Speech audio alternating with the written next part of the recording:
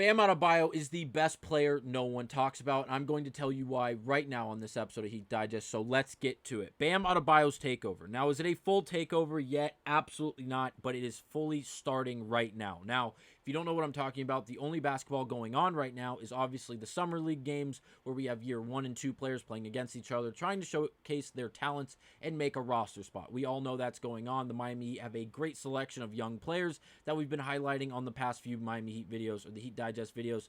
But in Team USA basketball, we have not covered yet. And Bam Adebayo, the one and only Bam Adebayo, is one of the select players on that team. And he is showing out amongst all of the talent that is currently on that roster. Now, against Serbia, who we played just 2 days ago on July 17th, we won 105-79, an absolutely dominating effort, as it should be, as Team USA, without a doubt, has the best roster out of everyone playing, anyone that is qualified for the Olympics.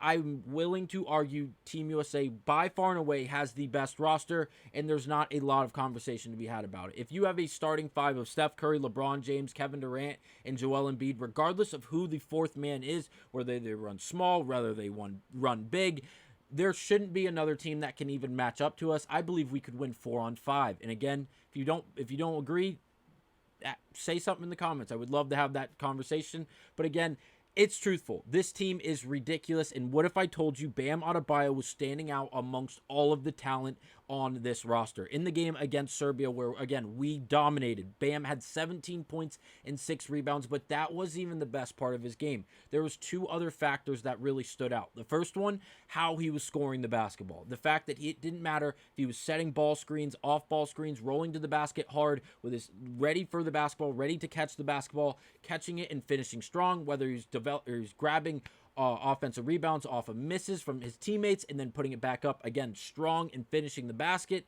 And then obviously just his ability to knock down open jump shots, whether he was catching the ball on and through from a pass because of good crisp ball movement from Team USA, and then knocking down the open jumper. He really can do it all, and even put the ball on the ground and actually find his shot, whether it be a layup in the lane or even a shot off the dribble. You can just see his game expanding day after day, and now the fact that he's surrounded by this much talent, that has so much experience and so much just ability amongst all the different players in just a diverse range, his game is going to explode going into next season. And I cannot wait for him to be at the forefront for this Miami Heat team, leading the way with Jimmy Butler along his side and everyone else.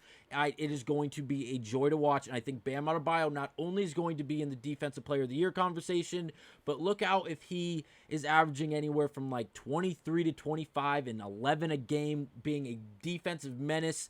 It could be something special next season for Bam Adebayo. And the second thing that he's doing so well for Team USA right now that I think is more important than how efficient and effective he is on the offensive end when scoring the basketball, his ability to facilitate. He is 6'10", 6'11". He has played the center position for this Miami Heat team, in my opinion, for way too long. I think he's a power forward. I think you unlock more of his game at the power forward position, which he's doing for Team USA. But again, his ability to not only bring the ball up the floor off of either a shot he rebounds or just the ball lands in his hand and he's able to dribble up the floor because they're pressing the guards or his forwards, whoever's waiting to then take the ball up the floor.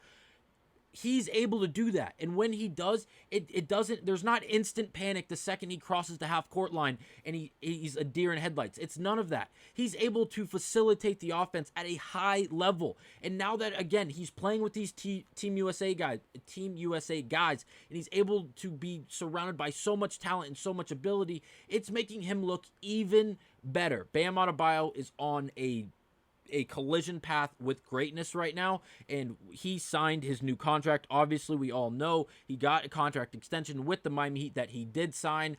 I still don't even think he should have signed it. If I was him, I would have waited one more summer because there's a chance he's in the Defensive Player of the Year voting finalist once again this up and coming year, and there's a good chance he makes an All-NBA team.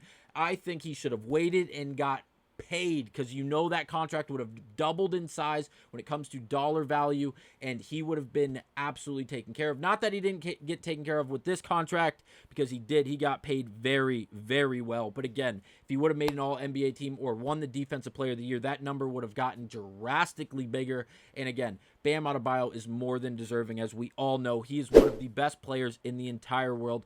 19.3 points per game, 10.5 rebounds, just under that 4 assist mark per game at 3.9, and just under the 1 block per game mark at 0.9 with 1.1 steals. And again, shooting 52% from the field and 35.7% from behind the three-point line. As we all know, Bam Adebayo does not live and die by that three-point shot. He's been doing a good job over the last 5 to 6 months, if you will. Again, we're going back into about the second half of the season, this past season, into the end of this past season, and now into the summer, especially with Team USA, as there's been a lot of content and a lot of footage of Bam Adebayo, not only in-game, but in practice, working alongside his other Team USA teammates on his three-point shot. It seems like it's going to be something that he really tries to add to his bag next season. And again, it's something that we saw in this tweet from NBA Central. Again, shout out to them for posting this with his stat line in a much easier, more pleasant way to read, because the box score on the internet for the Team USA games is pretty hard to read because of the way it's laid out. But again, shout out to NBA Central. And they went on to say he's becoming a legit stretch big. And again, I don't even have a problem with that, as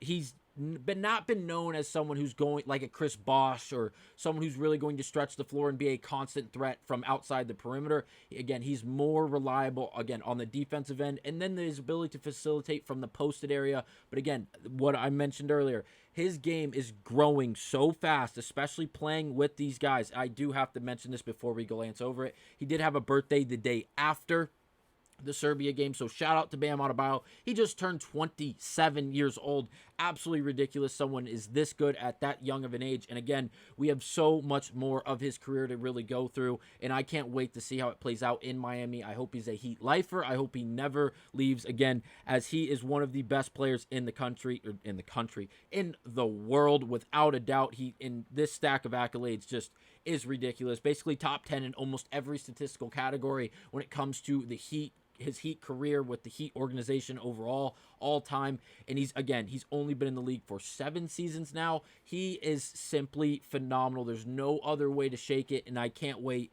to see how he really improves his game.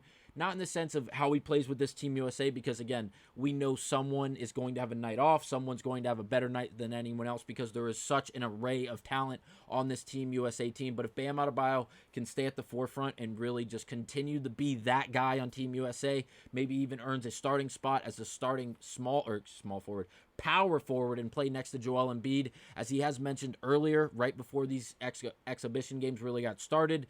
He was saying how much he really enjoyed it, how it was different to him because he's never really played the 4, and now that he's playing alongside Anthony Davis and Joel Embiid, that it's kind of mandatory, and he's fitting in very, very well, and he says he seems to enjoy it. So I can't wait to see if Pat Riley, who is obviously at the helm of the Miami Heat, and then Eric Spoelstra, who is with Team USA on the coaching staff alongside Steve Kerr, if they go back to Miami and they love what they had seen over the summer with Team USA, and if they try to implement some of the gameplay that we see with Team USA with the Miami Heat, in the sense that they let Bam Adebayo not only rebound the ball, because he's going to basically every time down the floor, as he's always all around the painted area, around the basket, altering shots, being a defensive menace like we know him to be, but then allow him to dribble up the floor, initiate the offense, really facilitate the basketball, and allow the offense to run through Bam Adebayo. I'm not saying be a full-time point guard, point forward. I'm just saying allow him to have sets, allow him to have chunks of minutes where we're looking to run through Bam, depending on the matchup, depending on the situation, depending how